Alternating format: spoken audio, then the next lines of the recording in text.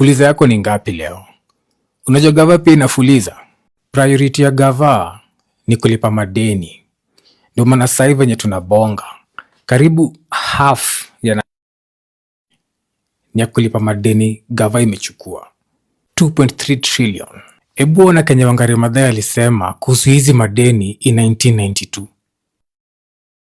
Is actually the burden acquired by the leaders but passed on to the ordinary people to pay. I'm sure hakuna Mkenya angekuwa na complain hizi ndio zingekuwa zinatumika fiti.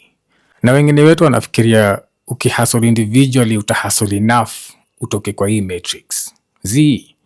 Ini collective hauwezi out hustle zenye zimewekwa zikufail. Iyo iwezi. Jumina wetu najua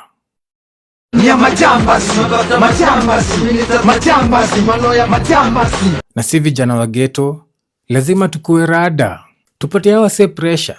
Juu kila mtu akona pressure sahi. Watu wao wanakuwa cases za maboyo wanajimada. Kuna pressure kila mahali. Ukika chini ufikirie future ya Kenya inaenda kukaaje. Unafikiria nchi inaenda kuwa place ina gani? Let's remain on the question of debt. The country is said to have borrowed all these 12.5 trillion, but that is not seen. If you look at the laws, PFM Act on how borrowing is done, you only borrow for development. And today, you look at how much we've borrowed vis-a-vis what we see, and we cannot see what 12.5 trillion shillings has done. Therefore, Mr. Gachagua, the odious debt that does exist in the country, first of all, do you believe that there is odious debt? And if that is the case, then should Kenya pay this odious debt? Unfortunately, the people of Kenya will have to pay that debt because they have been committed by government. What are you saying? What are you saying? What is he saying? And what is sad is that they shall pay for money that is being stolen. The money that is being borrowed is used to bribe them. It is being used to bribe voters. It's being used to bribe chiefs and teachers. It's being used to host people at State House. It's so sad. But the people of Kenya will have to pay.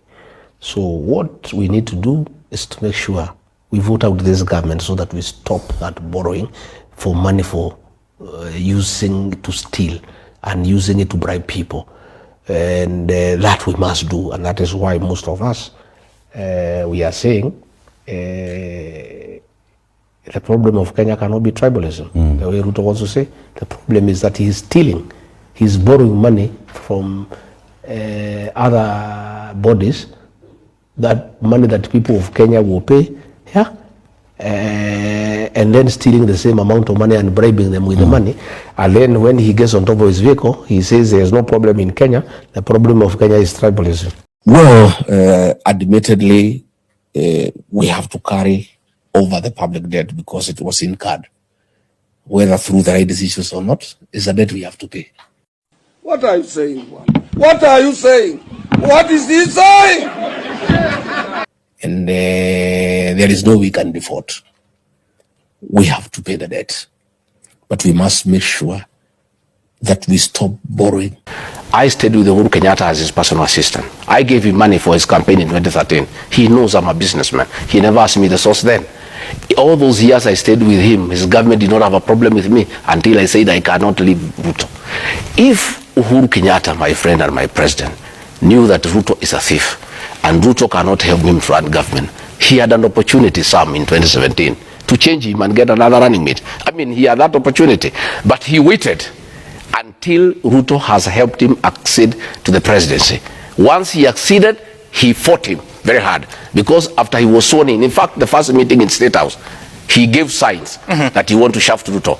He really abused us and he told us off. The first meeting after the repeat election. In fact, he had started to abuse us before the election was cancelled. He called us on 30th of August and gave us a serious tongue lashing and told us off, told Ruto off. 2 days after the election was cancelled, he looked for us. He talked to us nicely, he gave us money to go and help him. Immediately he was re-elected, he went back to fighting Ruto and all of us. Those are details we don't. No. Since no, that's okay. That's okay. What happens, Sam? Even if you disagree with the people, the nitty-gritties of your relationship, you go with them. Myself, let me tell you, and Uhuru Kenyatta knows me. If there is somebody who knows him, it's me. Many things we have done together. I've never taken him. I'll go with them down to the grave because I'm a gentleman. I'm an officer. I served him as a personal assistant. I stayed with him. Many things we did that if they ever came out in this world, they'll shake the world. But I'll go with them down the grave.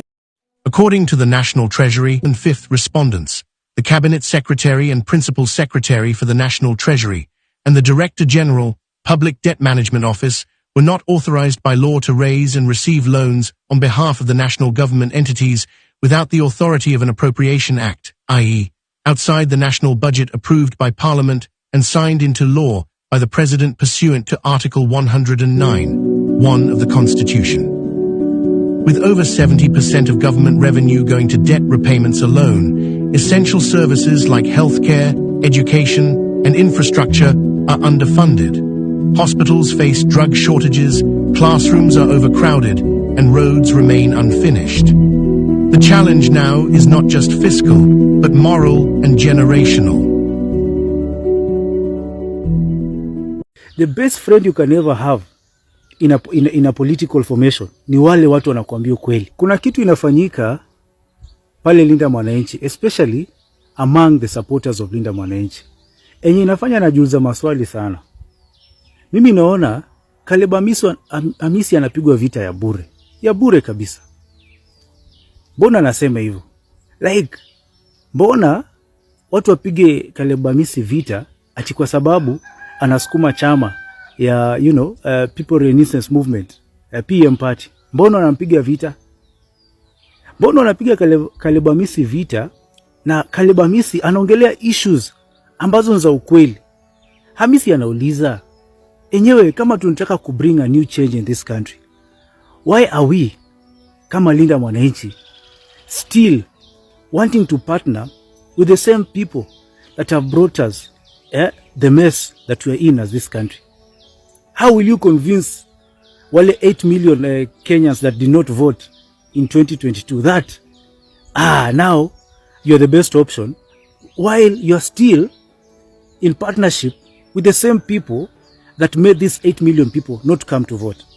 Hizi ndo maswali Caleb Amisi anauliza. Na mimi sidhani kama anauliza kwa ubaya. Actually, the best friend you can ever have in a political formation ni wale watu wanakuambia ukweli. Si wale watu wanakuchocha tu. Sifuna mwenyewe alituambia, msinichoche. Na hiyo ndo Caleb Amisi anafanya. Caleb Amisi hataki kuchocha Sifuna.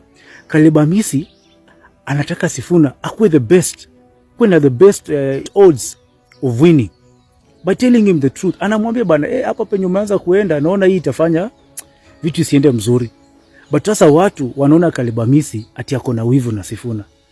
Utakuja na wivu na mtu ambaye wewe mwenyewe you proposed to be the leader of the formation of Linda Mwananchi when you're bringing it together? Guys, can't we reason? And actually, tukifikiria outside the box, like, mbona sisi watu wa Linda Mwananchi tunataka kuwa na issue na chama mpya ambayo imeanzishwa ndani ya Linda Mwananchi, but hakuna mtu anataka kukua na issue na zile chama ambayo Linda Mwananchi principles wengine wana associate nazo, chama ambazo zimekuwa part of the governments that have oppressed us. Mbona tukatee PM Party but we want to embrace Jubilee? Jubilee Party has been part of the government that has brought us odious debt, has been part of the government that has a lot of questions to answer to us. Mbona to embrace questionable parties, ama parties that have we have issues with in terms of the things we want to change, but to pige vita a new party that is emerging within Linda Mwananchi? And also, Linda Mwananchi is not a party. Watu wanasema ati Caleb Amisi is going against sijui Linda Mwananchi. Linda Mwananchi is not a party. That's why unapata our leader Sifuna atasimama aseme mimi kama SG bado mimi ni SG wa ODM. ODM Linda Mwananchi, PM Linda Mwananchi, and other parties that will arise within Linda Mwananchi. So, to avoid these unnecessary, narratives of fighting each other, to say why we are Linda Mwananchi. Linda Mwananchi is a formation of like-minded leaders that want to bring a fresh start in this country. That is the core value of Linda Mwananchi. Na tusipige mtu yote ambaye anajaribu kuuliza the right questions. Yeah? You know, Kaliba mimi sitaki kuwa president, yeye anataka kuwa MP. So sijui mbona watu wanasema ati anaonea Sifuna wivu. Ataoneaje Sifuna wivu? Na yeye mwenyewe ndio akibring together our leaders wa Linda Mwananchi formation, yeye mwenyewe akapropose Sifuna kuwa leader. Sidhani guys, we are getting it wrong. Mimi nauliza tu, like, I am objective and I am reasonable. I am not going to be carried away by emotions. I am part of Linda Mwananchi, but I am not going to be carried away by emotions. I was carried away by emotions tukisema bottom up, but mwishowe we forgot to ask the important question. Na hapo ndo tuko sahizi wale watu ambaye tulikuwa tumepigia Ruto kura.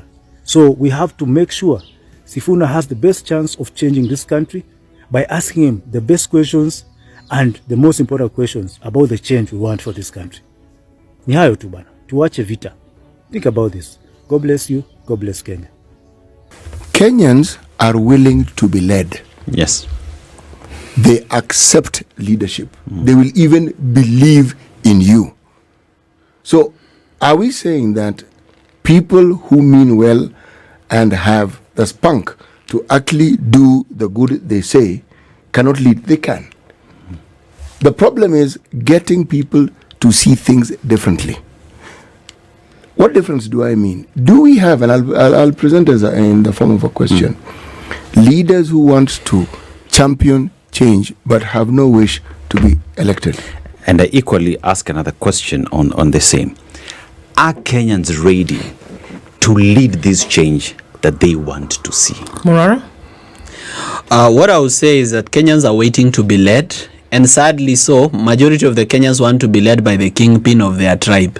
The problem with the kingpin of your tribe is that the kingpin of your tribe is most likely a former deputy president or a former minister who had corruption cases. So anytime William Ruto needs them, he calls them and they go by running.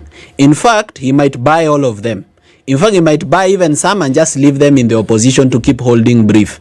So if you keep following your tribal kingpin, you should know that your tribal kingpin is also following his stomach. So you and your tribal kingpin are following the stomach. You see, I've sat with the opposition in about 5 meetings. I may not agree so much with Jimmy Wanjigi politically, maybe we may not be on the same side. Okay. But I was happy that in every meeting, Jimmy Wanjigi kept asking the same question. He kept saying, what are we uniting for? He kept asking every single meeting until it became like a bother. But he was asking a very fundamental question. He said, yes, you're saying we should unite. Cross-political and cross-generation. Young people and old from different political parties. But our unity cannot be just to remove William Ruto. We have to offer a better future. So what are we uniting to do? And that question, was it answered? It was never answered because you cannot ask the problem to be the solution to the problem. How do you expect the problem to answer you on what the solution is to the problem? And they are the problem. So is it official that you're out of that? Completely. I should not be counted there. Let them own their own mistakes. Whatever shall befall them is upon them. But for me, as a young person seeking better leadership, it will be a very great mistake to betray the blood of those who lost their lives on the street, whose brains were splattered after being shot by police, fighting for better governance, to just join in an opposition that is not offering a better future, that is not offering justice, that will not audit the debt because they are the source of the debt, that will not pursue corruption because they are corruption itself. Kenya cannot be redeemed by William Samoei Ruto because he has messed. Kenya cannot be redeemed with the Rigathi Gachagua and the likes. Yes. We as Genesis, we have 16 million votes and we are not afraid. I want to tell you for free, we are coming one-on-one to meet these people. Bro, coming 2027, this guy used churches in 2022. He gave pastors something small. He gave them some sweets. Pastors gave in and campaigned for him in churches. He came to Mama Mboga He knew Mama Mboga is having votes because he's having customers, can lure for them some small fish, some omena. By 2027, Gen Z have a candidate which is going to meet William Samoei Ruto. But these cocoons, they are gathering together, nothing. Final word, Jimmy, I'll allow you 30 seconds to say something to Kenyans. My dear Kenyans, we are at a turning point in our history. And I call upon you all to participate with I and we in Safina in taking Kenya through the next phase of our liberation called economic liberation. I plead with you to seize this moment, to look at every single leader that comes before you attempting to take your vote, to articulate to you the issues of your life, the issues of the day in Kenya. This is a moment for you to change history. It is our moment as a country. It was started by Gen Z, and we must complete this journey of liberating Kenya from the shackles of what was created in 1920 by the colonialist. You must arm yourself with that voter's card. You must participate in an election that answers your question when you X the box. It must be you you're voting for, not Jimmy, not whoever else. It is you yourself you're voting for. Your question must be answered when you're Xing that box. And that question can only be the next phase of our liberation, which is the economic. Join us in that liberation. Thank you so much. That's where we come to a close. As a political strategist, if Sifuna runs for president and Wanjigi deputizes him, they come as non-legacy politicians. Okay. They come as those who want to drain the swamp, let me use the term. They come as those who understand. In fact, Wanjigi comes as a safe pair of hands for the investors and the capital markets, etc. Those who wonder, is Sifuna mature enough to be a president? They will be like, oh, in the hands of Wanjigi, we can see some level of maturity and stability. And also that also brings the Kikuyu vote, who are rebelling against President Ruto. But at the same time, who are wondering what to do, because definitely you look at Rigathi Gachagua, there's a question here or there. Whether he will make it or not is not very clear. But Wanjigi looks like somebody who is the example of Kikuyu success to the highest level that it can be, which is that level of economic empowerment. That's a very dangerous ticket, because again, Wanjigi has one of the best manifestos that I've ever seen. I've looked at it, and I think it's very sound for the question that we are going to face in 2027, which is the economic question. In 2027 is about a political question for me. It's an economic question of people's pay slips are attached somehow. People are feeling the weight of lack of money. The banks are not borrowing you money easily. Forget even borrowing money. People are hungry. People are hungry. Yes. There is so much that is happening, which somebody that formulates a proper narrative in 2027 about the economy then will easily topple the current regime. And that is a very interesting path to take. One person I have heard talk quite clearly is Maraga. He talks about the law. We shall adhere to the law. Okay? So I pose this question. Okay? He is faced with the first budget. 100% of tax revenue is going to debt payment. How does he pay salaries? I'm asking. How? Increasing taxes, maybe. All right. Tell Kenyans that. To what extent? Because he needs now the similar amount. So it's not possible. So what will he do? He will borrow. Yeah, he will borrow. Right. What does the law say about borrowing? Is that the ceiling? No. Ceiling is not the issue. Borrowing is not the ceiling. Already we're over the ceiling. That's not the issue. Payback. Borrowing, you can only borrow for development. So when you sit in office, the first thing is that you will now break the law that you said that you are going to adhere to by borrowing for salaries. That's not development. You feel that the Kenyans are going to remain where they were. Kenyans the expectations of Kenyans will be very high. Okay. Once we deal with President Ruto and make him break the fourth record of being a one-term president.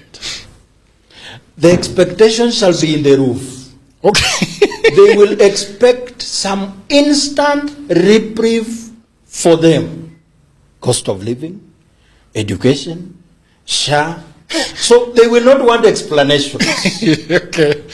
So we have to make sure that the president understands the immediate actions that will make Kenya appreciate the decision they made of sending William Ruto home. Otherwise, we will not even finish one term. If you were president today, what would be the 1, 2, 3 things that you would do to solve the crisis in the country? I'll tell you, the first thing is that I would cut off the chain of debt. Because I want you to understand that in as much as all this is going on, I told you we only had a deficit of 1.3. Kenyans, up until today, have paid 9.8 trillion towards that debt and still owe 11 trillion. It is something I would cut off like yesterday. And that frees up government money to be able to provide services to Kenyans and stimulate the economy by taking money back to the people. And that is what you call now economic liberation. The one thing that has not been understood by many people up until today is what period we are in.